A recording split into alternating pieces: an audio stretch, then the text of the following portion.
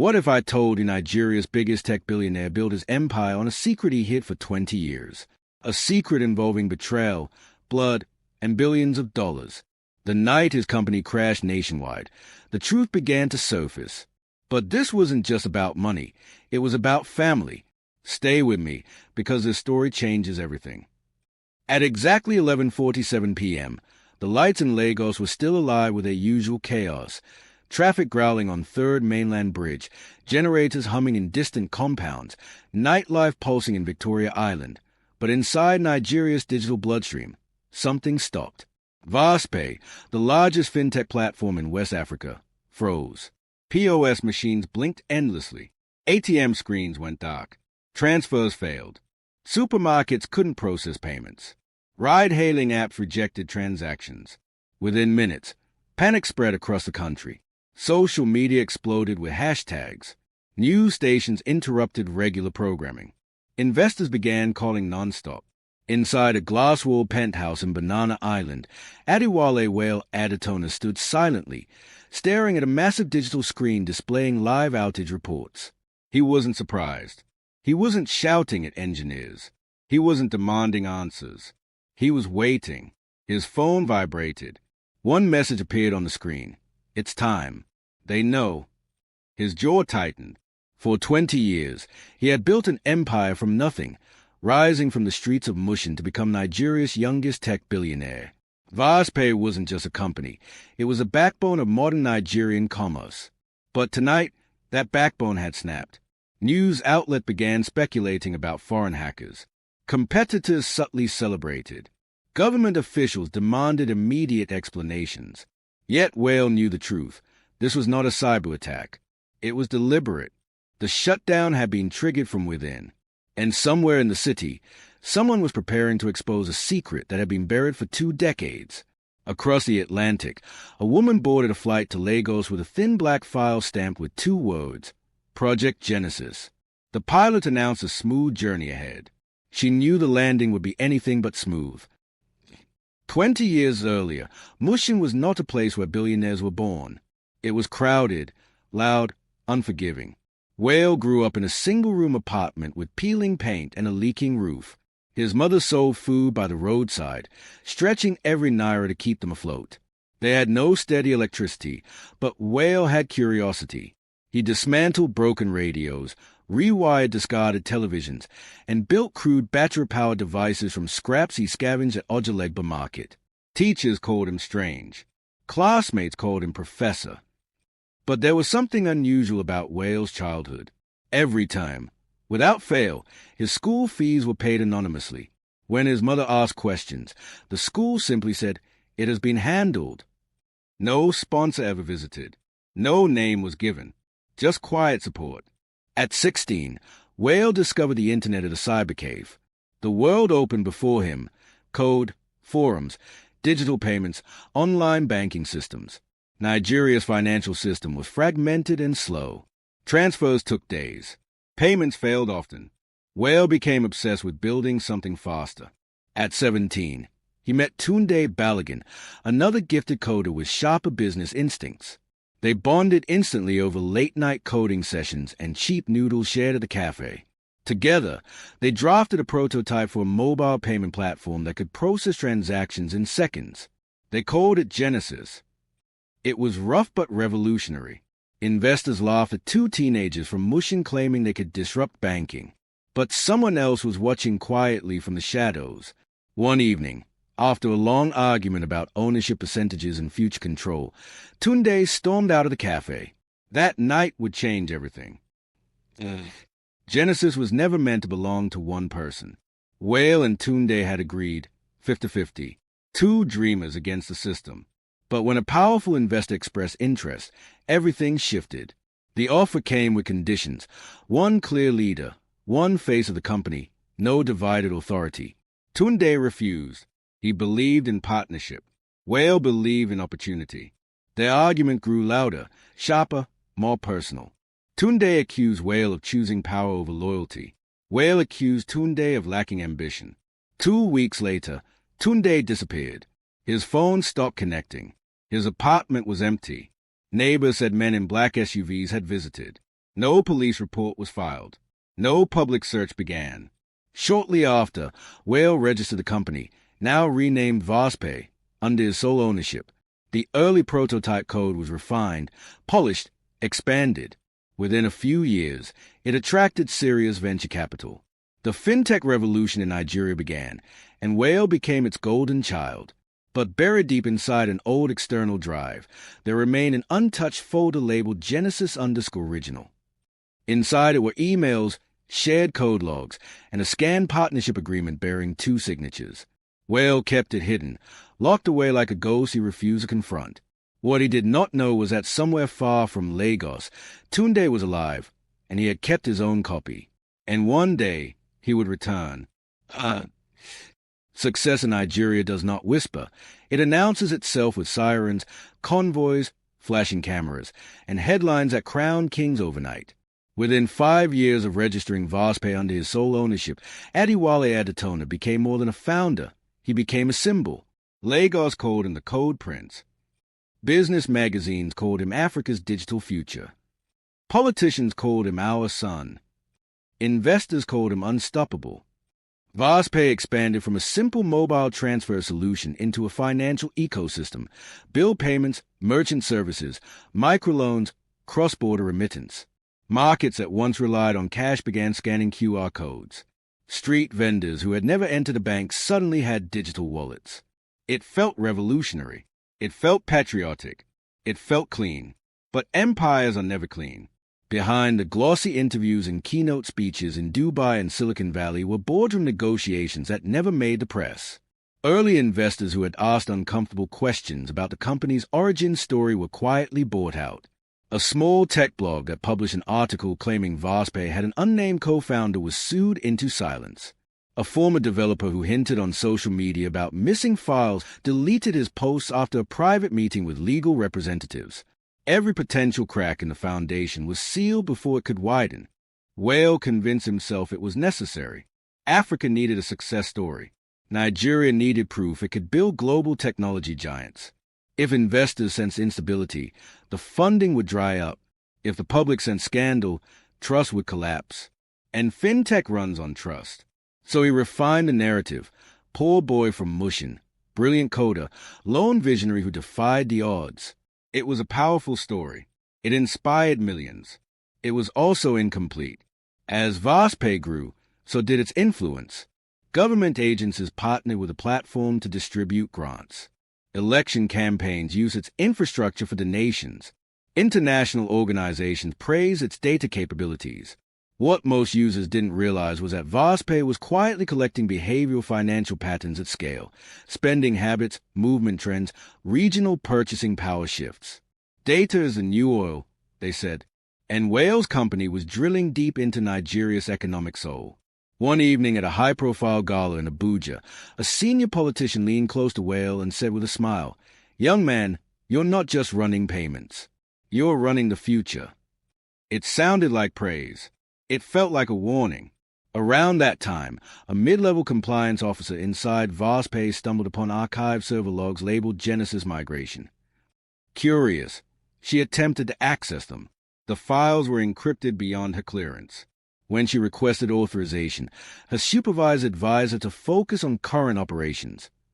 2 weeks later, she was transferred to a different department. 3 months later, she resigned. Still, the machine rolled forward.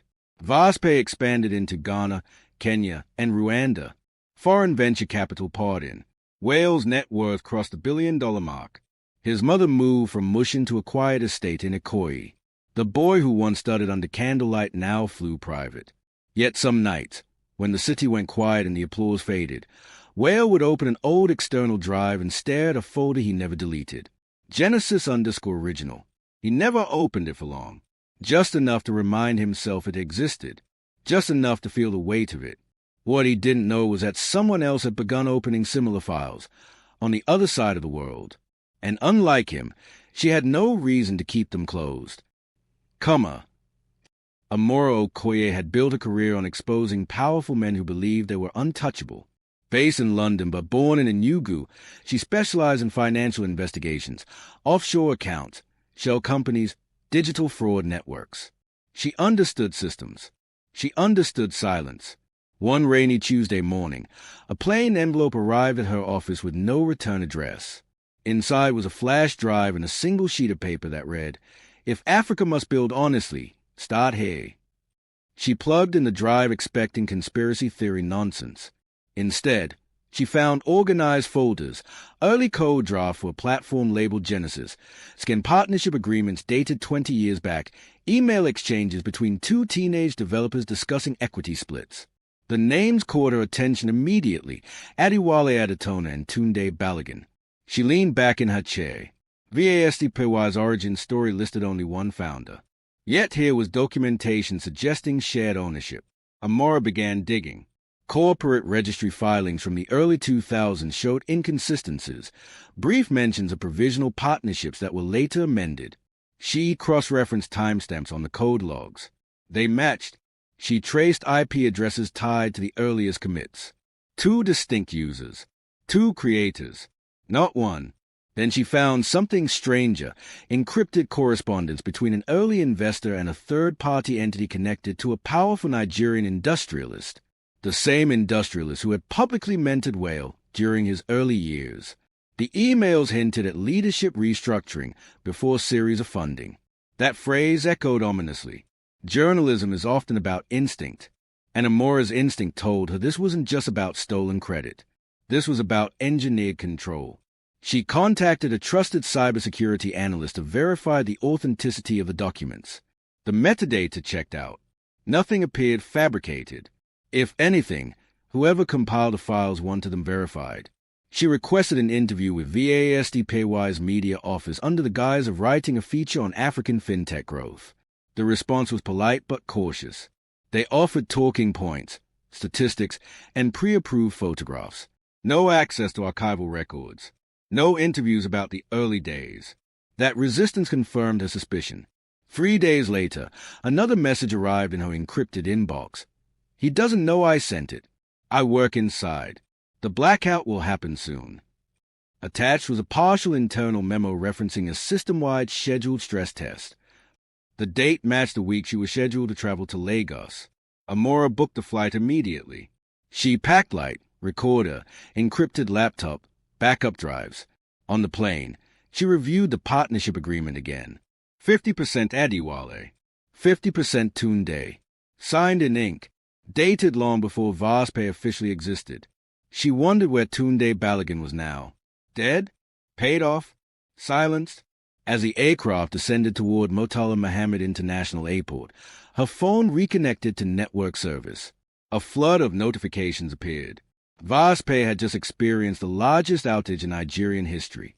Social media was in chaos. Financial markets were reacting. She stared at the timestamp. 11:47 p.m. Lagos time. Her source sent one final message. "It's starting." Amora closed her eyes briefly, understanding the scale of what she was stepping into.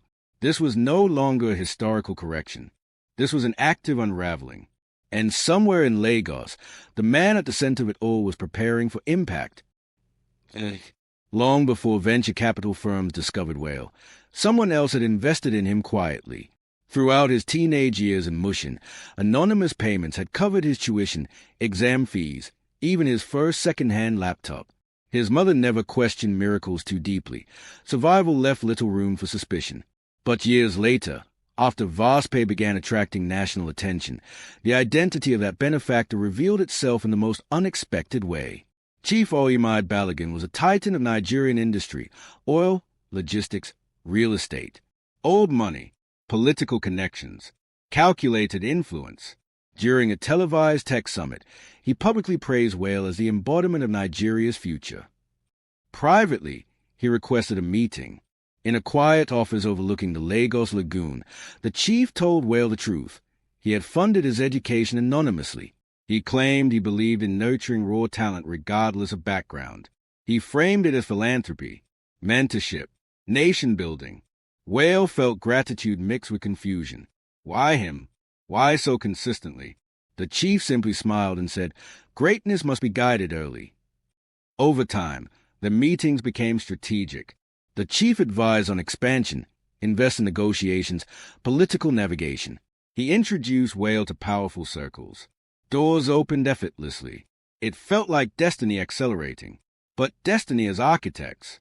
Years later, after a routine medical check required extensive documentation, Whale discovered something buried in confidential files arranged by the chief's legal team, a DNA report. He wasn't meant to see it, but he did. The probability percentage was undeniable. Chief Oimai Balogun was not just a mentor. He was his biological father. The revelation shattered Whale's understanding of his own rise.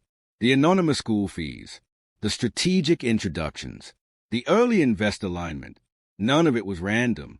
He confronted the chief, who admitted to an affair decades earlier that resulted in Whale's birth. To avoid scandal, he had supported from afar. But there was more. The chief had a legitimate son, Tunde Balogun. The name hit like thunder. Tunde, his former partner, his vanished co-founder. Suddenly the past rearranged itself into a different shape. The investor pressure to have a single leader. The timing of Tunde's disappearance. The restructuring before major funding. Had the chief orchestrated it? Had he chosen which son would lead? When Whale demanded answers, the chief remained composed. Leadership requires clarity, he said. Division weakens empires. He neither confirmed nor denied involvement in Tunde's exit. He simply insisted that VASDPY's success justified every decision. But for the first time in years, Whale felt less like a self-made billionaire and more like a piece placed carefully on a chessboard. If the chief had engineered the company's leadership, what else had he engineered? And where was Tunde now? As news of the nationwide outage continued spreading across Nigeria, the old industrialist lay in a private hospital suite, machines monitoring his fading heartbeat. Power was shifting. Secrets were surfacing. And bloodlines that had remained hidden for decades were about to collide in the open. For 20 years, the question had hovered like a ghost no one dared to name. What really happened to Tunde Balogun? The official version was simple: creative differences, youthful fallout, one partner walking away while the other stayed. But the truth was never simple. The truth was managed. The night Tunde disappeared, he had not planned to leave Lagos. He had gone home angry after another argument with Whale about ownership restructuring. Investors were circling, but their terms were aggressive. One CEO, one public founder, clean cap table. Tunde refused to sign documents that reduced his stake to a token advisory percentage.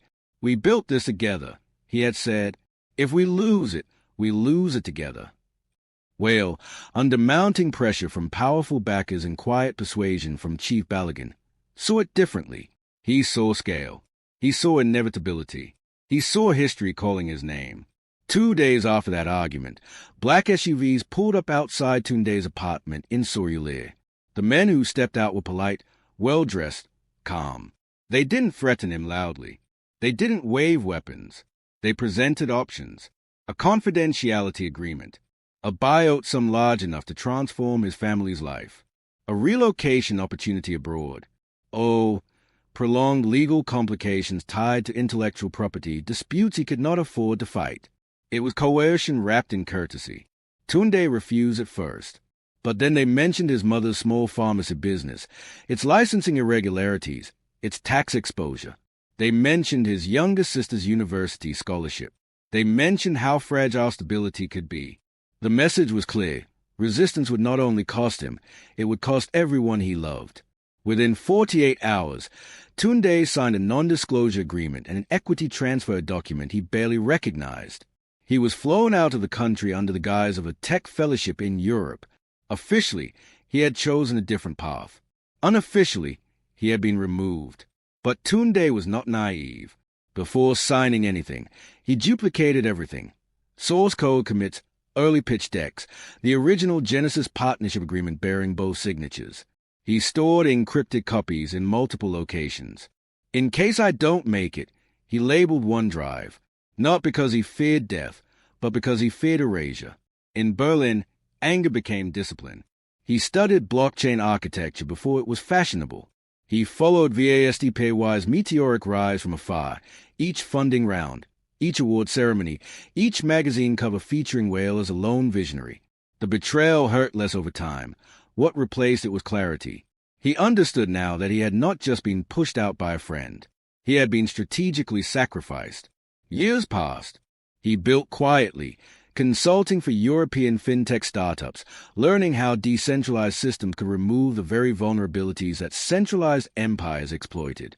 If VastPay represented controlled power, Tunde would build distributed freedom. When rumors reached him that Chief Balogun's health was failing, something shifted.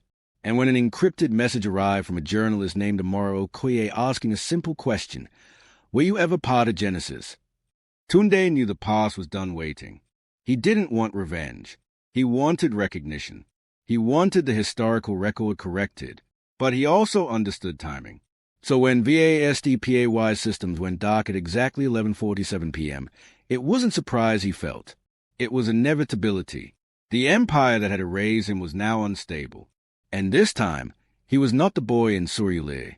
He was prepared. When Tunde Balogun stepped off a plane in Lagos after nearly 2 decades away, no cameras were waiting, no security detail, no headlines announcing the prodigal technologist. That anonymity was intentional. Power moves quietly before it becomes loud.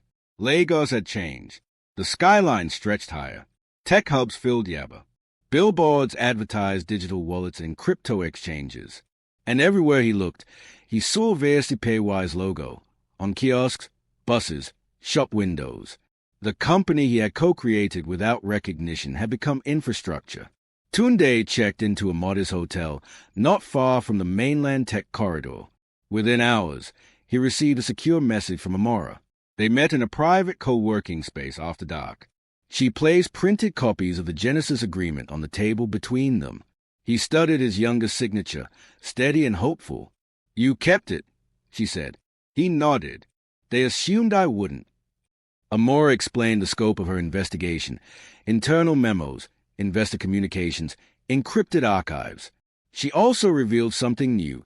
VASDPay's data operations extended beyond payments. Behavioral financial mapping was being leveraged in political strategy modeling.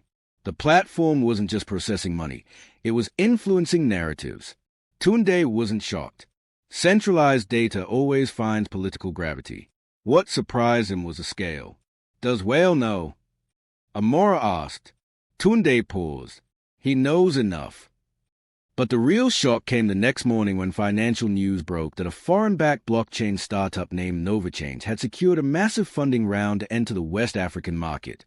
Founder and CEO, Tunde Balogun. The announcement spread rapidly across tech media. The prodigal co-architect had returned, not as a whistleblower, but as a competitor. NOVACHNG's model was radically transparent. Open-source ledgers, community governance, public equity disclosures. It positioned itself as the ethical evolution of African fintech. Investors loved the narrative. Built by one of the mind behind Nigeria's earliest payment innovations, the press release hinted carefully, without directly accusing VastPay of anything. Inside VastPay headquarters, executives panicked. Whale read the announcement twice. The name, the face. Older, sharper, composed. Tunde had not come back to beg. He had come back to build. For the first time in years, Whale felt something he hadn't allowed himself to feel: uncertainty. Competition he could handle. Market rivalry he understood. But this was different. This was history resurfacing in real time. Then came the second blow. Amora's media house confirmed they were preparing a major investigative feature on the untold origins of Nigeria's largest fintech. No publication date announced. Just a promise. Coming soon. The blackout that had shaken the nation was now reframed in headlines as suspicious timing amid founder controversy. Social media began speculating. Old forum posts resurfaced. Anonymous accounts asked questions long buried. Tunde watched the discourse calmly. He did not attack. He did not accuse publicly. Instead, he scheduled NOVACHNG's launch event for the same week Amora's story was expected to drop. Not out of spite, but symmetry. If the truth emerged, he would be ready with an alternative. Whale stared at Lagos from his penthouse balcony that night, realizing something profound. Secrets are manageable when buried. They are dangerous when they walk back into the country with funding and patience. The real danger to VastPay did not come from outside competitors or investigative journalists. It came from within. Kayoma Adebayo had joined Vospay straight out of university. Brilliant, methodical, fiercely ethical, she rose quickly through the data analytics division. Her job was to optimize transaction efficiency, detect fraud patterns, and improve predictive modeling. She believed in financial inclusion. She believed in the mission. One evening, while auditing back-end server redundancies after the nationwide outage, she accessed a restricted repository mislabeled as legacy backup files. Inside, she discovered layered datasets, transaction histories merged with geolocation heat maps, spending behavior categorized by demographic clusters, and predictive scoring models aligned with electoral district boundaries. At first, she assumed it was anonymized research. But cross-referencing internal tags revealed pilot partnerships with political consulting firms. VASDPAY's data had been used to test targeted messaging strategies based on real-time economic stress indicators. Regions with declining transaction volumes were flagged for stability outreach. Areas with rising small business activity were flagged for investment narrative amplification. It wasn't illegal, technically. The data was anonymized. The contracts were buried under consultancy language. But ethically, it was explosive. Vospay had positioned itself as neutral infrastructure. Instead, it had become a silent influence engine. Kayoma dug deeper and found something else. Project Genesis archives tied to the same server cluster. Historical documents referencing ownership restructuring, executive override approvals signed during the period of Tunde's disappearance. The past and present were linked through one system. She realized two things at once. First, if this became public, it would not just damage Vospay, it could destabilize national trust in digital finance. Second, silence made her complicit. After days of internal conflict, she created encrypted copies of select files, careful not to breach user privacy but enough to expose structural intent. She routed them through secure channels to an investigative contact whose name she found referenced in a dormant email thread, Amora Okoye. When Amora received the data, the story expanded beyond co-founder betrayal. It now included political data ethics. The implications were enormous. Meanwhile, inside the executive boardroom, crisis meetings intensified. Analysts confirmed the blackout had been triggered by a manual override. Someone at the highest administrative level had initiated a controlled system freeze. Only 3 individuals had that authority. Whale was one of them. Speculation mounted internally. Was the outage a defensive maneuver? A distraction? A purge of sensitive logs? No official explanation satisfied everyone. As election season approached, government officials privately contacted Vospay seeking reassurance. International investors requested emergency briefings.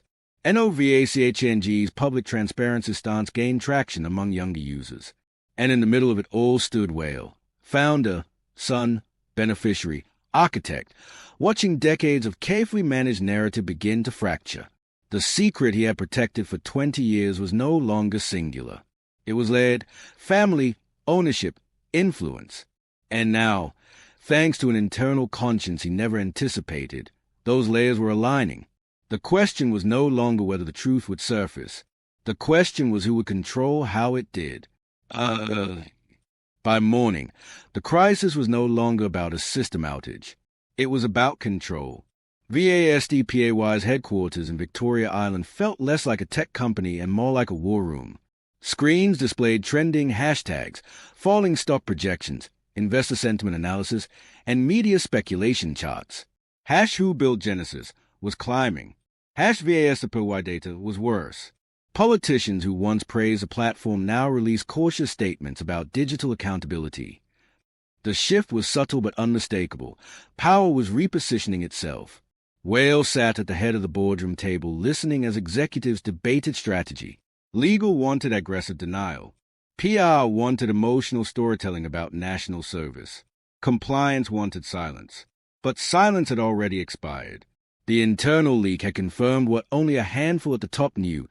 VASDPAY's data partnerships had crossed into political consultancy territory. Not illegally, not blatantly, but strategically. Years earlier, when election financing reforms pushed campaigns to seek smarter outreach methods, intermediaries approached Vospay with proposals framed as economic research collaborations. Aggregate transaction trends could predict public mood better than surveys. Spending dip signaled dissatisfaction. Merchant growth signaled optimism. The argument was simple. Data could help leaders respond better. Whale had approved pilot programs cautiously, convincing himself that anonymized insights were harmless. Yet the line between insight and influence blurred quickly. Political strategists don't just observe patterns, they exploit them. Messaging shifted in districts flagged as economically strained. Grant programs were announced where transaction data suggested unrest. It worked. Government stabilized narratives. VASDPay's influence deepened. Now, with the internal files in Amora's possession, context would disappear. Headlines would reduce nuance to scandal. The board feared regulatory retaliation. Investors feared valuation collapse. But Whale feared something else, the erosion of public trust. Fintech survives on belief. Once people suspect manipulation, they retreat to cash. And cash cannot scale an empire. Late that evening, Whale received a call from a senior government official. The voice was calm but edged. "You assured us transparency," the official said. "If this turns into a political scandal during election season, the consequences will not be limited to your company." It wasn't a threat. It was arithmetic. Power protects itself. After the call, Whale opened a private channel and requested a meeting with Tunde. Not through lawyers. Not through intermediaries. Directly. The message was brief. "We need to talk. Tonight." Across the city, Tunde read it without surprise. He had anticipated this moment. Rivalry was business. Blood and secrets were personal. And politics made everything combustible. The meeting would not just determine corporate futures. It would determine who controlled the narrative of Nigeria's digital revolution. They met in a neutral location, an unfinished high-rise overlooking Eco-Atlantic, concrete pillars exposed to the humid night air. No assistants. No security within earshot. Just two men standing inside the skeleton of a building that symbolized ambition and risk. For a long moment, neither spoke. Time had aged them differently. Whale wore success like armor. Tunde wore patience like strategy. Finally, Tunde placed a thin folder on a dusty table between them. "Project Genesis," he said quietly. The original partnership agreement lay inside, edges worn but intact. 50% Eddie Wale Adatona. 50% Tunde Balogun. Signed before investors, before restructuring, before power intervened. Whale didn't deny it. He didn't need to. "You know why it happened," Whale said. "Investors demanded clarity." Tunde's expression hardened. "No, your father demanded control." The word hung heavily. Father. Whale had only learned the full truth years after Tunde's disappearance, that Chief Oyemai Balogun had financed his upbringing because he was his biological son. What he hadn't known then was that Tunde was also the chief legitimate heir. Two sons. One empire. Division threatened inheritance optics. The solution had been ruthless efficiency, remove shared leadership, consolidate narrative, protect legacy. "I didn't know we were brothers," Whale said. "Not then." Tunde studied him carefully, searching for deception. "But you knew I was erased," he replied. Silence answered.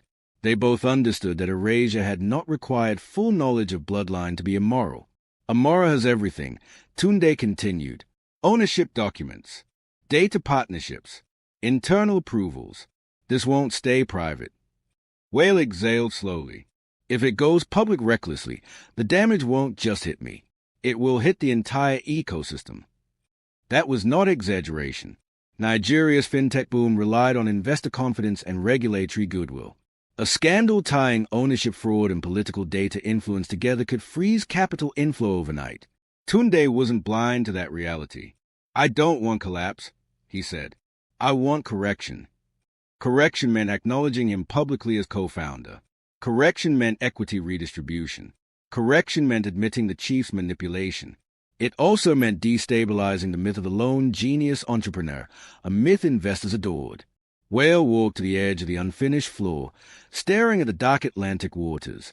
"There's more," he said quietly. He explained the extent of the political data programs, not as conspiracy, but as incremental compromise. Each step justified by national stability. Each step easier than the last. Tunde listened without interruption. Then Genesis isn't just about ownership, Tunde said. It's about intent. The building creaked as wind moved through open beams. Two brothers, bound by blood neither had chosen, stood facing the consequences of choices they had. Finally, Tunde closed the folder. You have a decision, he said. Tell the truth yourself. I'll let it be told without you. Then he walked away, leaving Whale alone with concrete, Ocean A, and 20 years of accumulated silence. Pressure does not always arrive loudly. Sometimes it accumulates until breathing feels optional. Within 48 hours of the meeting, VASDPAY's largest foreign investor requested an emergency video conference. Their tone was clinical.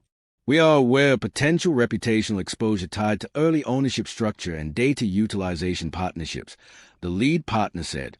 If publication proceeds, our fiduciary responsibility requires immediate risk mitigation. Translation: protect capital at all costs. Options were presented.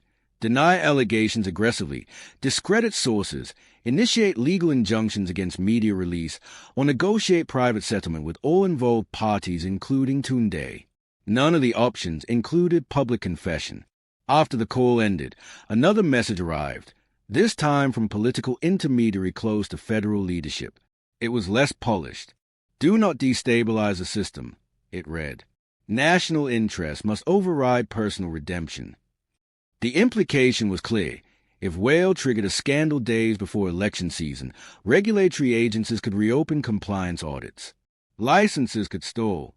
Expansion permits could disappear. Power rarely shouts. It constricts. That evening, Chief Balogun's personal attorney requested a hospital visit. The old industrialist lay thinner than Whale had ever seen him, machines humming steadily. His voice, however, remained sharp. Empires require sacrifice, the chief said without preamble. History remembers builders, not complaints. He offered a final solution: destroy all Genesis documentation through legal absorption. Reclassify data programs as government advisory under confidentiality protection. Reinstate Tunde privately with substantial equity in a separate holding structure to keep public optics clean. In short, preserve the empire and bury the story permanently. You are my legacy, the chief added. Do not trade permanence for applause. Whale left the hospital with the weight of inheritance pressing against his chest. Loyalty to father. Loyalty to truth. Loyalty to a nation watching silently. Back at his penthouse, he opened the old external drive once more. Genesis_original. He scrolled through emails between his younger self and Tunde, excited messages about changing Africa's payment system, about fairness, about shared success. No politics, no strategy, just belief. His phone vibrated again. This time, it was Amara. A single message, publication scheduled in 72 hours. You have a right to respond before release. The clock had become visible. Investors wanted suppression. Politicians wanted stability. His father wanted legacy. Tunde wanted acknowledgement. The public wanted trust. For 20 years, Whale had navigated complexity by choosing growth. This time, growth and truth were diverging paths. He walked to his window overlooking the restless city. Lagos pulsed with generators, headlights, and ambition. Somewhere below, millions still trusted Vaspay with their livelihoods. The question was no longer whether the secret would surface. The question was whether he would be the one to surface it. The second meeting was not neutral. It was raw. Tunde chose a location this time, Mushin. Not the polished tech corridors of Yaba. Not the glass towers of Victoria Island. Mushin, the narrow streets where ambition learned to survive without permission. Whale arrived without convoy, without announcement. The air smelled of roasted corn and diesel. Children ran barefoot across cracked sidewalks. Nothing here cared about billion-dollar valuations. This was where belief had started. Tunde waited inside the same cyber cave they had once used as teenagers. It had been renovated, but the layout was familiar. Rows of computers, faint hum of old cooling fans, history lingering in the corners. You remember this place? Tunde asked. Whale nodded. This is where Genesis was real, Tunde continued. Before investors, before your father. The word father no longer felt accidental between them. Whale had spent nights replaying the revelation. Two sons born into different realities, positioned unknowingly against each other. He told me he was protecting the company. Whale said. He was protecting control. Tunde replied sharply. Silence stretched. Then Tunde asked a question neither had confronted directly. If you had known we were brothers back then, would you still have signed? Whale didn't answer immediately. Honesty required courage he was still assembling. I don't know, he admitted finally. That's a problem. The confession didn't heal, but it stripped away performance. Tunde exhaled slowly. I don't hate you, he said. I hated what was done. He explained how the relocation had felt less like opportunity and more like exile. How he rebuilt from scratch without the narrative advantage Whale carried. How every vast-pay headline felt like erasure laid upon erasure. You became the symbol, Tunde said. I became the footnote. Outside, a generator backfired loudly, startling both of them. Life continued, indifferent to corporate warfare. Whale stepped closer. What do you want? He asked, not as a CEO negotiating terms, but as a brother seeking clarity. Truth, Tunde said simply. Public acknowledgement.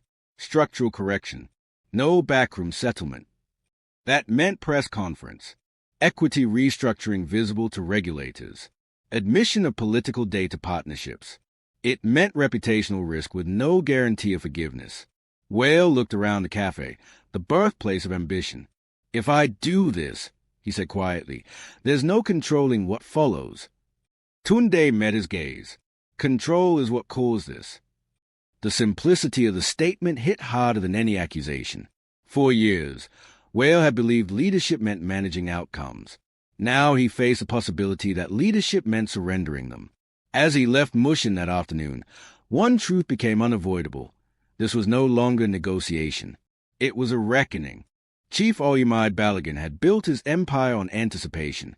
Oil markets, shipping routes, political cycles. He moved before shifts became visible. But the one variable he miscalculated was emotion. Lying in his hospital suite as monitors traced fragile rhythms, he requested both sons present. It was the first time Whale and Tunde stood together at his bedside knowingly as brothers. The room carried the sterile scent of inevitability. The chief did not waste time. You believe I divided you, he began, voice thinner but steady. I accelerated you. Neither responded. He explained his reasoning with unsettling calm. Two young men with equal talent, equal stake, equal ego, such symmetry invited stagnation. Investors required singular leadership to scale aggressively. Nigeria required a clear tech champion. The market would not wait for ideal fairness. Conflict sharpens ambition, he said. Competition builds resilience. In his mind, separating them had been strategic necessity, not cruelty. You were never meant to destroy each other, he continued.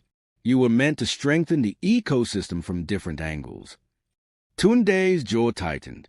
You erase me, he said flatly. The chief did not deny it. Temporary erasure, he corrected. History is long. Whale finally spoke. You never told us we were brothers. A faint smile crossed the old man's face. Blood complicates negotiation. That was the real secret. It was not just stolen equity or data manipulation. It was deliberate orchestration. The chief had funded Whale privately while grooming Tunde publicly. When Genesis showed promise, he evaluated which son aligned better with investor optics and political alliances. Whale, with his humble origin story and polished composure, fit the narrative global capital adored. Tunde, more defiant and less willing to compromise, represented unpredictability. So the board was influenced. Investors were steered. Papers were prepared. I did what empire demands, the chief concluded. You benefited. Whale felt the weight of that statement. Yes, he had benefited, access, introductions, insulation. But benefit without consent felt like theft of agency. Tunde stepped forward. You didn't build resilience, he said quietly. You built distance.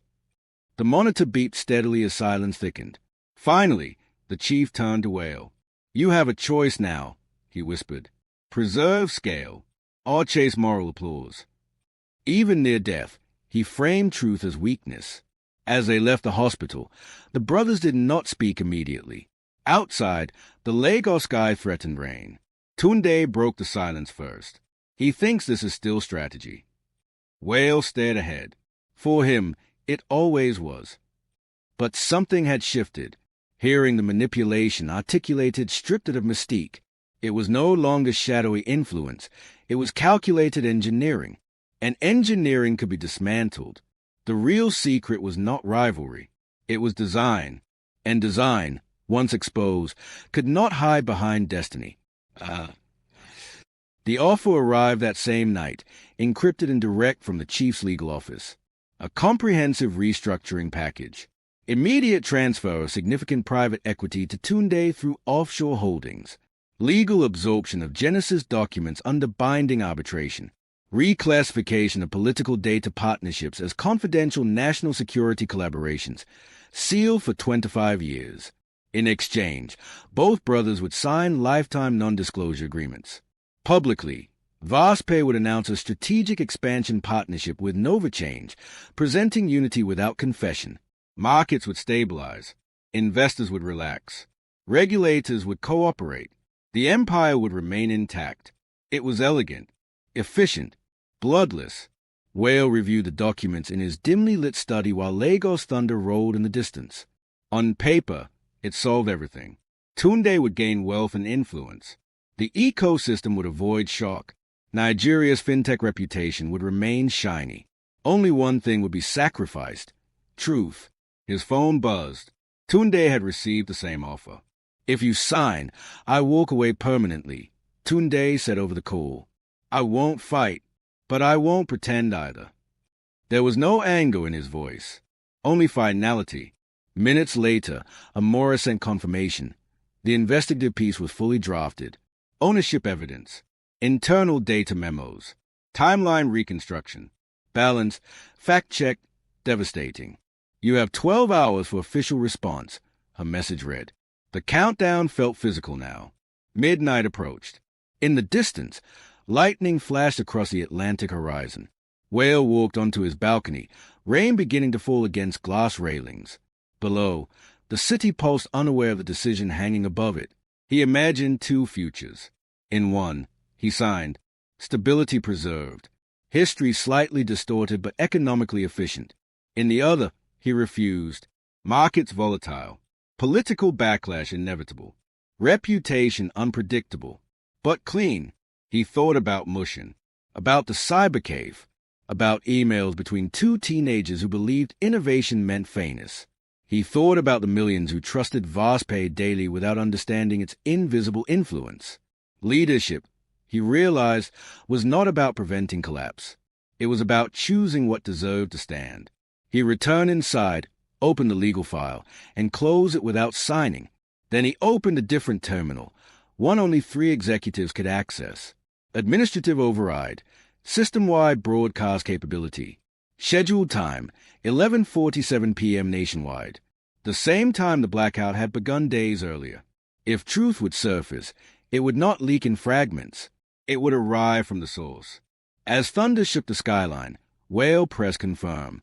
The final offer expired silently. The next move would not be private.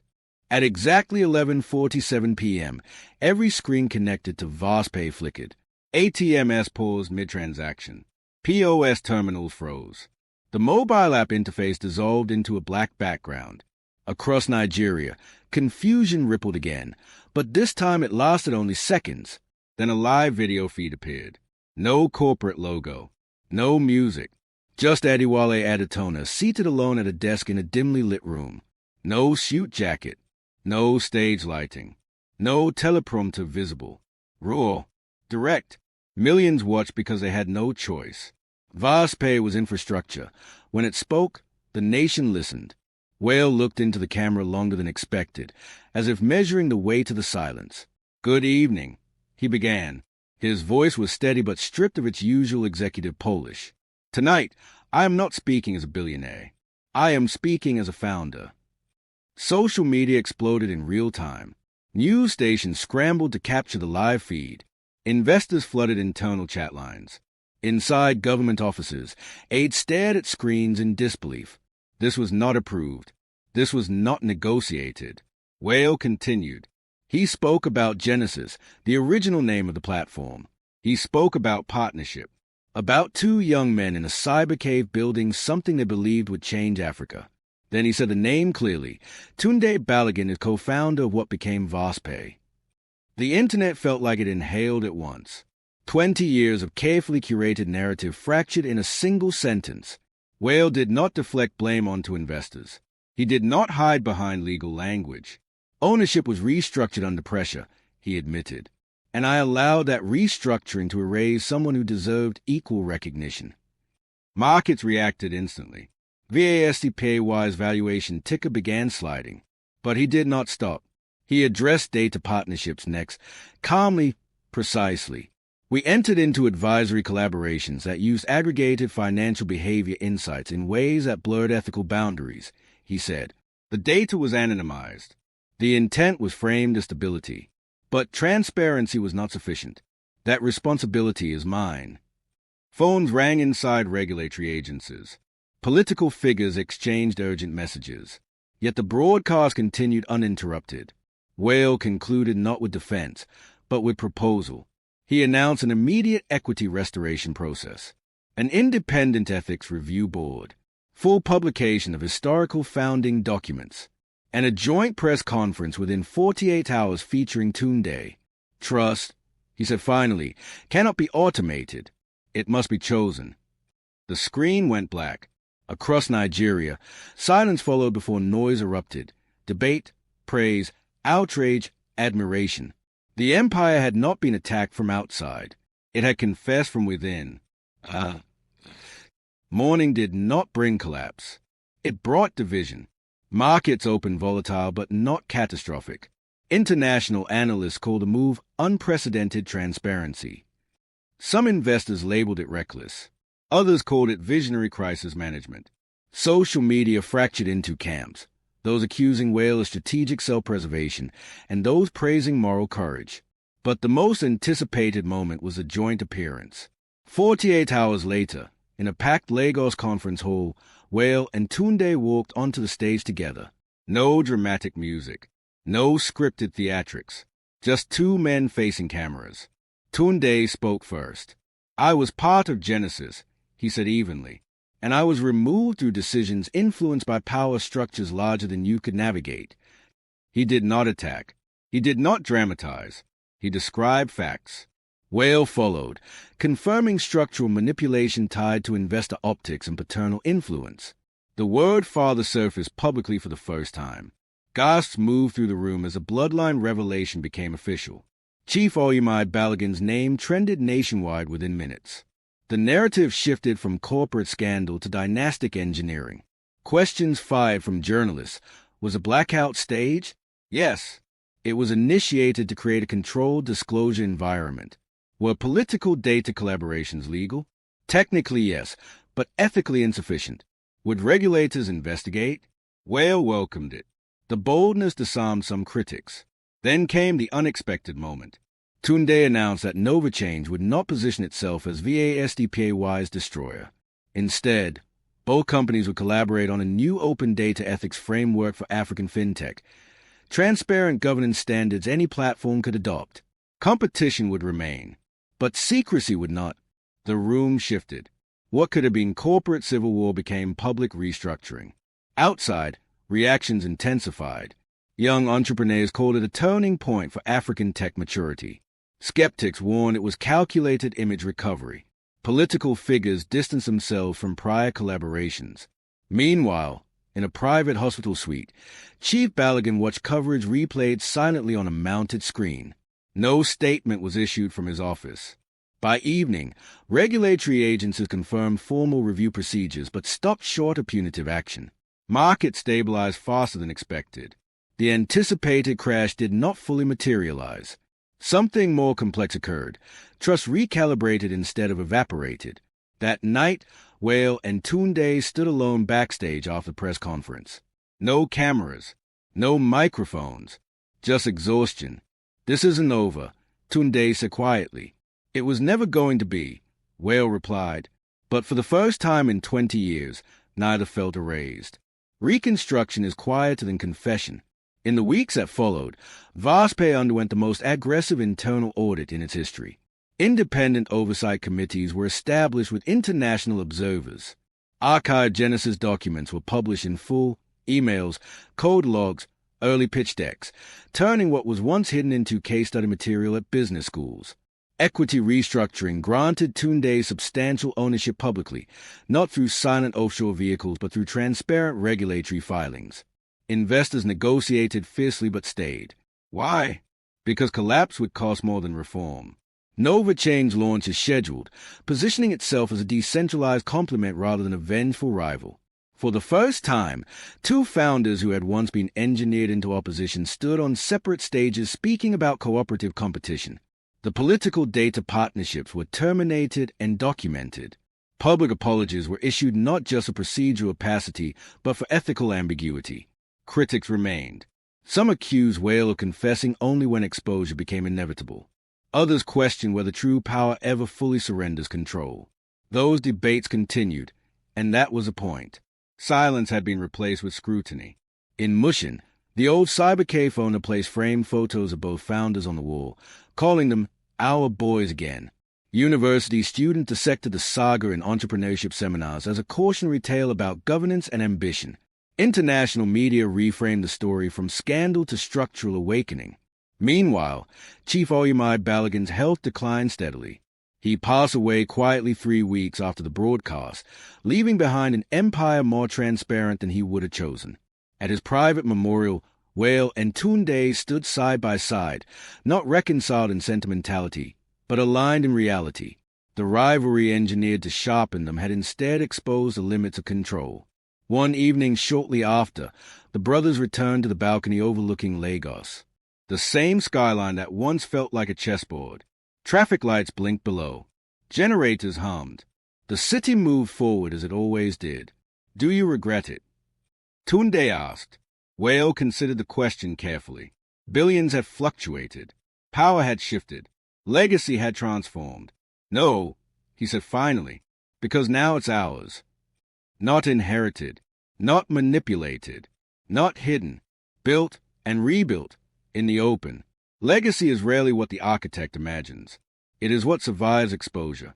Weeks after the confession, after the press conferences, after the audits began reshaping internal structures, a final message surfaced, one no one expected. Chief Oyemai Balogun had recorded a private video before his death. It was addressed to both sons and scheduled for release upon the conclusion of regulatory review. The executor of his estate delivered it without commentary. Whale and Tunde chose to watch it together in the same Mushin cybercave where Genesis had once been written in lines of hopeful code. The irony was not lost on them. The screen flickered to life, and their father appeared, frailer than either remembered, but with the same calculating steadiness in his eyes. "If you are watching this," he began, "then the structure I built has been altered." He did not apologize. That would have been out of character. Instead, he explained himself one final time. He spoke of Nigeria in the late 1990s and early 2000s, unstable markets, weak institutions, global skepticism toward African enterprise. He believed greatness required consolidation. He believed divided leadership scared capital. He believed control created speed. "I chose efficiency over sentiment," he said plainly. "History rewards speed." But then his tone shifted. "What I did not calculate," he admitted, "was that transparency will become the new currency." That line lingered. He confessed that separating them had been intentional rivalry engineering. He assumed competition would force dominance. He underestimated the cost of silence. "If you have chosen to expose what I concealed," he continued, "then perhaps your generation understands power differently." It was not praise. It was reluctant acknowledgement. The video ended without dramatic music, without reconciliation, just a final statement. "Build something that does not require shadows." The screen went dark. Neither brother spoke immediately. Outside, Mushin moved as always. Vendors shouting prices, motorcycles weaving through narrow streets, children laughing without awareness of corporate legacies. Finally, Tunde exhaled. "He still thinks it was strategy," he said. Whale nodded. "Maybe it was. Just not sustainable." In the months that followed, VastPay transformed from a symbol of unstoppable dominance into a case study in accountable reinvention. The independent ethics board became permanent. Governance structures were redesigned to prevent unilateral override authority. Data usage transparency dashboards were made public. Regulatory bodies across Africa referenced the reforms when drafting new fintech compliance standards. NovaChain thrived alongside VastPay, not as enemy but as evolutionary pressure, proof that competition could exist without engineered betrayal. Together, the brothers launched the Genesis Foundation, funding young developers from underserved communities with a single requirement. All founding agreements must be publicly documented and legally balanced from day one. No hidden clauses. No silent benefactors. No shadow restructurings. The Foundation's first innovation hub opened in Mushin, steps away from the old cyber cave. During the opening ceremony, Whale stood before a crowd of students who saw him not as a fallen titan or redeemed billionaire, but as something more human, flawed, exposed, resilient. Success built in darkness will eventually meet light, he told them. Build in light from the beginning. The words were not rehearsed. They were earned. Internationally, the story shifted tone. What began as potential scandal evolved into a global conversation about tech ethics in emerging markets. Investors who once feared collapse began marketing VASDPAY's transparency pivot as proof of long-term maturity. Critics remained vigilant, as they should. Trust was not restored overnight. It was rebuilt transaction by transaction, disclosure by disclosure.